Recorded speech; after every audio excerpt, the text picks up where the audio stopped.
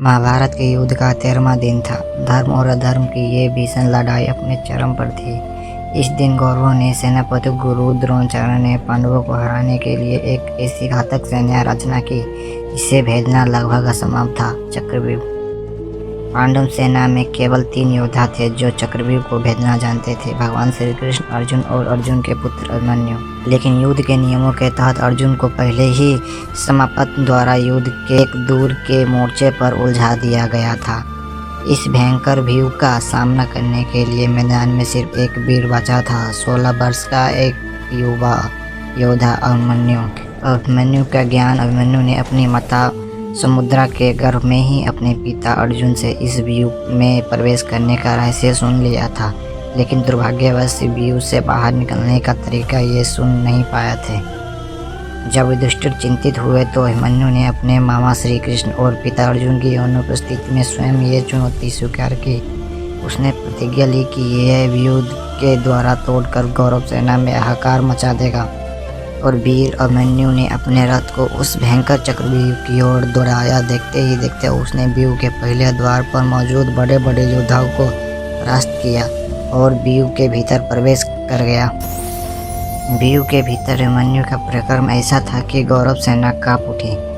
एक एक करके उसने व्यूह के 6 द्वार अपनी वीरता से तोड़ डाले। वो अकेला योद्धा गुरु द्रोणाचार्य, कर्ण, दुर्योधन और दुशासन जैसे महारथियों पर भारी पड़ रहा था। उसके बाणों की गति से पूरा युद्ध क्षेत्र गूंज उठा था। अधर्म की पराकाष्ठा।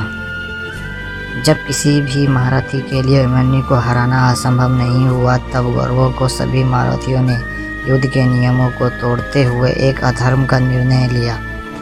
गुरु द्रोणाचार्य के संकेत पर 6 महारथी ने एक साथ मिलकर अकेले अभिमन्यु पर हमला कर दिया। सबसे पहले कर्ण ने छल से अभिमन्यु के रथ के घोड़े को मार डाला और उसके धनुष को काट दिया। रथ विहीन और निहत्थे होने के बावजूद अभिमन्यु ने हार नहीं मानी। उसने अपने रथ का पहिया उठाया और उससे ही ढाल के हथियार बनाकर लड़ना शुरू कर दिया।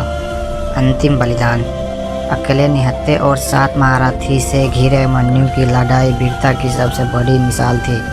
अंत में जब वो पूरी तरह से शक्तिहीन हो गए, तब दुशासन के पुत्र ने छल से उनके सिर पर प्रहार किया और वीर अभिमन्यु युद्ध भूमि में गिर पड़े। इस तरह 16 वर्ष की छोटी सी उम्र में अभिमन्यु ने अपनी वीरता और धर्म के लिए सर्वोच्च बलिदान दे दिया। जब अर्जुन शाम को युद्ध से लौटे और उन्हें अपने पुत्र की इस दर्दनाक और अन्यायपूर्ण मृत्यु का समाचार मिला, तो वो दुख और क्रोध से व्याकुल हो उठे।